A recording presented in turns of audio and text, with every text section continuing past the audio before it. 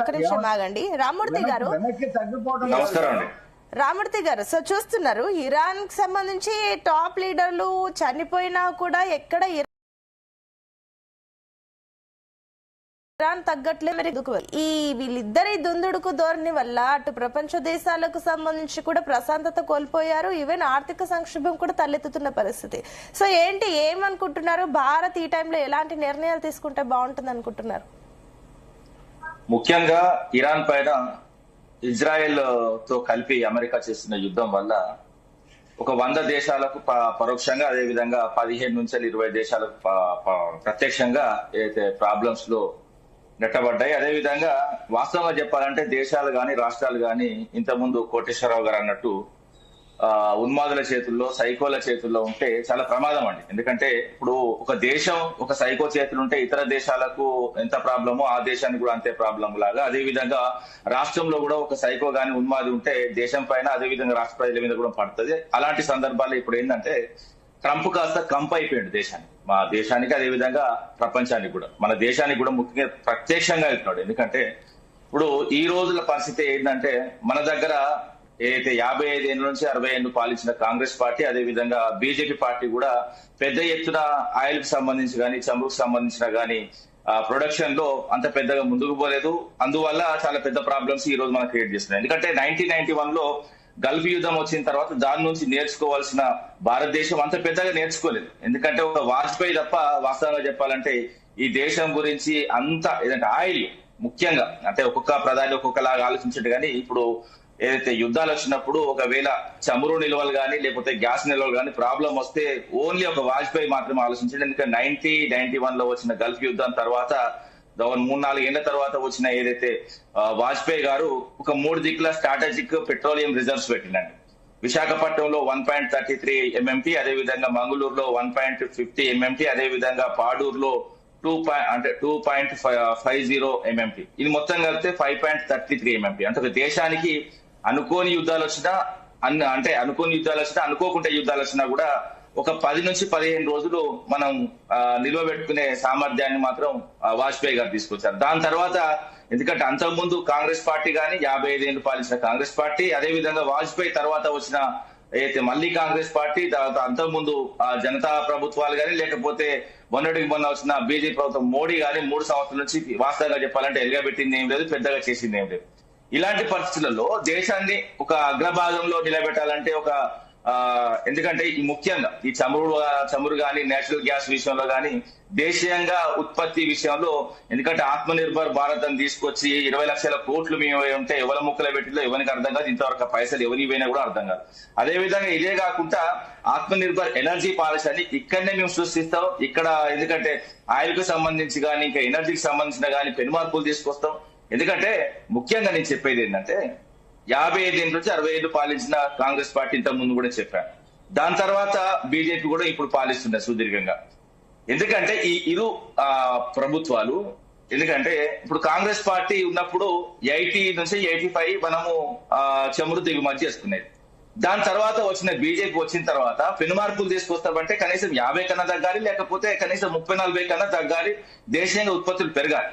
ఎందుకంటే ఇన్ని లక్షల కోట్లు పెట్టిల్లు కదా ఆత్మనిర్భర్ ఎనర్జీ పాలసీ అని, ఎన్ని లక్షల కోట్లు ఎవరికి పెట్టిలో, అదానికి పెట్టిలో, అంబానీకి పెట్టిలో, లేకపోతే ఏ ఎనర్జీ కంపెనీలు పెట్టిలో ఎవరికి అర్థం కాదు. ఇంకోటి ఏంటంటే ఒకవేళ వాళ్ళకి డబ్బులు తీసుకుంటే దాని నుంచి మన అవుట్పుట్ రావాలి, అవుట్పుట్ రాలేదు. అదే విధంగా ఈ రోజు కూడా ఎట్ ప్రజెంట్ మనం కూర్చొని మాట్లాడుకుంటున్నాం కదా, ఈ రోజు కూడా 85% మనము ఏదైతే ఇతర దేశాల నుంచి ముఖ్యంగా దిగుమతి చేసుకోవాల్సిన పరిస్థితి. అదే విధంగా ఇప్పుడు ఏంటంటే ఇండియాతో పాటు China, Japan, south Korea, Singapore, Thailand, Italy, Spain, అదేవిధంగా ఫ్రాన్స్, జర్మనీ, యునైటెడ్ స్టేట్స్, ఇవి ముఖ్యంగా అయితే హార్మోజ్ జలసంధి నుంచి మనకు వాస్తవంగా చమురు వస్తుంది. ఇలాంటి పరిస్థితులలో ఒక చిన్న ప్రాబ్లం, ఎందుకంటే ఒక వ్యక్తిగతమైన సమస్యలు, ఇది ఇరు దేశాల మధ్యలో ఉన్న వ్యక్తిగత సమస్యలు ఇతర దేశాల మీద రుద్దడం అంటే ఇది ఘోరం. ఇంకోటి ఏంటంటే అక్కడ యుద్ధం ఎందుకు స్టార్ట్ అయింది, ఏ విధంగా స్టార్ట్ అయింది అంటే సుదీర్ఘంగా వీళ్ళ మధ్యలో ప్రాబ్లమ్స్ ఉన్నాయి, అమెరికా అదే మధ్యలో ఇరాన్ మధ్యలో. ఎందుకంటే మిడిల్ ఈస్ట్ పైన ఎందుకంటే ఆధిపత్యం చెలాయించని అమెరికా, అదే విధంగా ఎందుకంటే కొన్ని మతపరమైన సంఘటనలు, అదే విధంగా ఇవన్నీ మనకు ముందుకు తీసుకోపోతే కూడా వాస్తవంగా చెప్పాలంటే ఇప్పుడు ప్రపంచ దేశాలకంతా వాస్తవంగా కొరకలానికి కొయ్యలాగా తయారైన ఈ దేశాలు. ఎందుకంటే యుద్ధాలు చేసుకుంటే సరే వాళ్ళు యుద్ధం చేసుకుంటే సరిపోతుంది, కానీ ఇతర దేశాల ప్రాబ్లమ్స్ వచ్చినప్పుడు కూడా ఎందుకంటే ఇప్పుడు ఇతర దేశాలు, ఎందుకంటే ఇప్పుడు చాలా అన్ని దేశాలు కలిసి మాట్లాడే పరిస్థితి లేదు. ఏ దేశం ఎవరు దిక్కున్నదో ఏం దిక్కు అసలు అర్థం కావట్లేదు. ఇలాంటి పరిస్థితుల్లో ఒక శాంతియుతమైన వాతావరణం నెలకొల్పే పరిస్థితి అయితే లేదు. ఇంకోటి ఏంటంటే యుద్ధం 6 వారాల నుంచి స్టార్ట్ అయినా 6 వారాల నుంచి కొనసాగుతున్నా కూడా దీన్ని ఆపే నాదులు లేడు. అదే విధంగా వాస్తవంగా చెప్పాలంటే ట్రంప్ ఒక సైకో లాగా ఆయన ఏం మాట్లాడుతున్నాడు, ఏ సందర్భాలు ఏం మాట్లాడుతుందో ఎవరికి అర్థమవుతుంది. ఇంకోటి ఏంటంటే మన దేశీయంగా వాస్తవంగా 15 నుంచి 15% మాత్రమే మనం దేశీయంగా ఉత్పత్తులు ఉన్నాయి. అది కూడా 3-4 దేశాల్లో మాత్రం ఉత్పత్తి అవుతుంది. దాని విషయంలో విప్లవాత్మక మార్పులు తీసుకురాని ఈ కాంగ్రెస్ పార్టీ, అదేవిధంగా బీజేపీ పార్టీ వల్ల ఈ రోజు పరిస్థితి. ఎందుకంటే ఒక ఆయిల్ రిజర్వ్ సంబంధించిన లాస్ట్ విషయం ఏంటంటే యుద్ధాలు అనుకోని వచ్చినా కూడా ఒక 2 నెలలు 3 నెలలు ఆఖరికి 6-7 నెలలు మనం నిల్వ చేసుకునే సామర్థ్యాన్ని దేశం పెంచుకోవాలి. ఈ ప్రభుత్వాలు, ఎందుకంటే ముఖ్యంగా సెంట్రల్ పార్టీస్, ఈ కాంగ్రెస్ పార్టీ అదేవిధంగా బీజేపీ పార్టీ తప్పిదాలు ఈ రోజు ప్రజలు ఇబ్బంది పడుతున్నారు. ఎందుకంటే ఎప్పుడైనా కూడా ఒక దేశానికి విపత్తులు వచ్చినా అదేవిధంగా యుద్ధాలు వచ్చినా కూడా తట్టుకొని నిలబడే శక్తి పెంచుకోవాలి. ఎందుకంటే ఇతర దేశాలు ఇప్పుడు దాదాపు 100 దేశాలలో ప్రాబ్లం ఉన్నా కూడా మిగతా 90 దేశాలు తట్టుకుని నిలబడుతున్నాయి. ఎందుకంటే వాళ్ళు ఆయిల్ సంబంధించే స్టోరేజ్ ఏర్పాటు చేస్తున్నారు. ఎందుకంటే స్టోరేజ్ కూడా 3 ఏళ్ల నుంచి 4 ఏళ్ల వరకు పెట్టుకోవచ్చు అండి. ఎందుకంటే ఆయిల్ కూడా ఖరాబ్ అయ్యేది కాదు, అదేంటి అట్టి పండ్లు కాదు, అదే విధంగా మిగతా ఫుడ్ ఐటమ్ కాదు. ఎందుకంటే ఆయిల్ కాబట్టి 3 నుంచి 4 సంవత్సరాల వరకు నిల్వ చేసుకునే సామర్థ్యాన్ని వాస్తవంగా పెంచుకునే వాస్తవంగా మన దగ్గర ఉన్నా కూడా దాని మీద ఫోకస్ చేయక ఇలాంటి పరిస్థితి.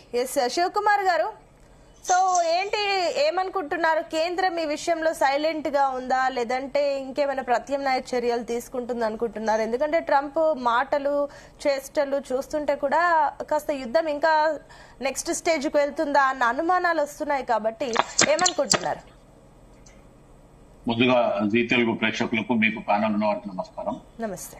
ఈ రోజు ఏదైతే దేశం కోసం ధర్మం కోసం అనే రకంగా ఏదైతే పార్టీ ఒక 3 టర్మ్స్ అంటే ఆల్రెడీ 12 సంవత్సరాలు ఈరోజు భారతదేశం వెళ్తున్న ప్రధానమంత్రి నరేంద్ర మోదీ ఓపెన్ గా ఎవరైతే ట్రంప్ అనే ఆయనకి బాగా మంచి మిత్రుడు, మేము ఎప్పుడంటే అప్పుడు మాట్లాడుకుంటాము, లేకపోతే ఏం చెప్పినా వింటాము అనే వ్యక్తి ఈరోజు మన భారతదేశానికి కూడా ఆయన ఏం చేయలేని పరిస్థితిలో ఉన్నాడు అనేది నేను కాంగ్రెస్ పార్టీ తరఫున చెప్తున్నాను. ఎందుకంటే రష్యాతోని మనకున్న గతంలో ఉన్న ఒప్పందాలు కూడా మీరు చేయొద్దు అంటే నరేంద్ర మోదీ ట్రంప్ మాటలు విని మధ్యన గ్యాప్ ఇవ్వడం జరిగింది. మళ్ళీ అదే ట్రంప్ మీరు అక్కడికి మళ్ళీ మీరు ఏదైతే లావాదేవీలు చేసుకోవచ్చు అంటే మళ్ళీ చేసుకుంటానడం. అంటే ఈరోజు ట్రంప్ ఏం చెప్తే అది వింటున్న నరేంద్ర మోదీ గారు ఎందుకు ఈ రోజు జరిగే దాని మీద మాట్లాడుతుంది. ఇజ్రాయెల్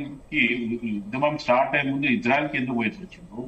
ఈరోజు మొత్తానికి ట్రంప్ కు ఎందుకు ఆయన అది చెప్పలేకపోతున్నాడు?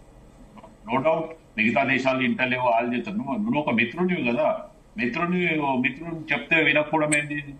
ఆమె వచ్చే దోస్తే అన్నాడు. ఇప్పుడు ఇదే నరేంద్ర మోదీ మనకు భారతదేశం ఇవ్వడం, కాంగ్రెస్ పార్టీ గతంలో ఏం చేయలేదు, మాకు ఒక అవకాశం ఏంటి, మేము మార్చి చూపిస్తాం, చేసి చూపిస్తాం అనే రకంగా మాట్లాడింది. అచ్చేదీన్ ఆయింగి అన్నాడు. ఈరోజు అచ్చేదీని విడిచిపెట్టి సచ్చేదీన్ వస్తుందని గతంలో కూడా మన ఎలక్షన్ ముందు చెప్పడం జరిగింది. ఈ రోజు నిజంగా కూడా ఈ ఆయిల్ గురించి కానీ మిగతా గ్యాస్ విషయంలో కానీ మొత్తానికి ఈ రోజు ప్రజలు కానీ చిరు వ్యాపారులు కానీ అందరూ కూడా ఇబ్బంది పరంగా జరగడం జరుగుతుంది. మోర్ ఎవర్ ఏదైతే ఇరాన్ ఈ రోజు ఇప్పటికి కూడా టిట్ లాగానే ఈ రోజు యుఎస్ కి ఇచ్చేస్తుంది. ఆల్రెడీ 2 ఫ్లైట్స్ కూడా కొలగొట్టిందనే చకలాలని కూడా వాళ్ళు వీడియో తీసి చూపడం జరిగింది. ఈ రోజు అమెరికాలో ఆ పరిసర ప్రాంతానికి ఇరాన్ కి దగ్గర ఉన్న వాళ్ళ దగ్గర ఏదైతే ఈ ఫైటింగ్ కి సంబంధించిన సామగ్రి అంతా అయిపోయింది. ఖచ్చితంగా వాళ్ళు టార్గెట్ చేసే మిజైల్స్ లాంటి అవి పంపించడానికి కూడా వాళ్ళు ప్లాన్ చేస్తుంటే ఈరోజు అమెరికా ఏ స్థాయికి వచ్చింది అనేది ఒకసారి ఆలోచించాలి. ఈ రోజు ఇరాన్ కూడా ఎక్కడ కూడా తగ్గడం లేదు. ఖచ్చితంగా మీరు ఇది మేము ఖచ్చితంగా మీరు చేసేదానికి ప్రతిచర్య కంపల్సరీ చేస్తామనే రకంగా వాళ్ళు కూడా ఉన్నారు. ఈ రోజు వద్దు అనుకునే రకంగా ఆలోచిస్తే మటుకు నరేంద్ర మోదీ ఈ రోజు భారతదేశానికి గతంలో ఇదే 1971 లో వారు జరిగినప్పుడు ఇందిరాగాంధీ గారు మేము ఎవరికి తగ్గేది లేదు, ఎవరి మాట విని మేము చేసేది లేదు, మా భారతదేశాన్ని ఎక్కడ కూడా తక్కువ చేస్తున్నాము, ఫ్రెండ్లీగానే ఉంటాము, మిగతాది మేము చేసేది ఖచ్చితంగా చేస్తామని చెప్పడం ఆ యుఎస్ కి పోయి కళాఖండిగా చెప్పింది ఇందిరాగాంధీ గారు అనేది మనం స్వయాన వీడియో కూడా చూడడం జరిగింది. కానీ ఈ రోజు నరేంద్ర మోదీ ఆ రకంగా పోయి చెప్పడం కానీ ఒక నిర్ణయం తీసుకోవడానికి ఎందుకు తీసుకుంటలేడు అనేది ఒకసారి నరేంద్ర మోదీ గారు కానీ అవసరం అనుకుంటే వాళ్ళ హోమ్ మినిస్టర్ అమిత్ షా కూడా ఈ మాటలు చెప్పాలి. ఎందుకంటే ఈ రోజు బీజేపీ ప్రభుత్వం అనేది పక్కన పోయి నరేంద్ర మోదీ అమిత్ షా ప్రభుత్వం అనేది మన భారతదేశానికి ఒక ముద్రలాగా అయిపోయింది. ఒక్కసారి వీళ్ళంతా ఆలోచించాలా ఏం జరుగుతుంది, మన దగ్గర తమ్ముళ్ళు ఎందుకు ఇప్పుడు నిల్వలు లేవు, ఉన్నాయని చెప్పి మీరు చెప్తున్నారు. ఇక్కడ పొదువాల మటుకు ఖచ్చితంగా ఉంది. ఎందుకు మీరు ఆ పరిపాలనలో ఇంత అశ్రద్ధ చూపిస్తున్నారు అనేది ఒకసారి ఆలోచన. రైట్, ఓకే అండి. ఎస్ కోటేశ్వరరావు గారు, సో ఒక సింపుల్ లాజిక్ ఏంటంటే కూడా ఒక రకంగా మాట్లాడుతున్నారు. ఎందుకంటే మొన్న ఈ ఫైటర్ జెట్ ని ఇరాన్ కూల్చేసినప్పుడు ఒక పైలట్ సురక్షితంగా వెళ్లారు, ఇంకో పైలట్ గురించి వెతుకుతున్నారు. దాని గురించి అమెరికా ఏ రెస్పాన్స్ ఇవ్వకపోయినా ఇరాన్ అయితే బౌంటీ ప్రకటించింది. ఆ పైలట్ ఎవరో కనుక్కోండి, వాళ్ళకి ఎంతో కొంత ఉంటుంది అని చెప్పేసి బౌంటీ అయితే ప్రకటించారు. ఈ సిచ్యువేషన్ లో కాస్త కోస్త పోయిన పరువును కాపాడుకునే ఫ్రస్ట్రేషన్ లో ట్రంప్ ఏమైనా ఇట్లా చేస్తున్నాడా అన్న డౌట్లు కూడా కొంతమందికి వ్యక్తం అవుతున్నాయి.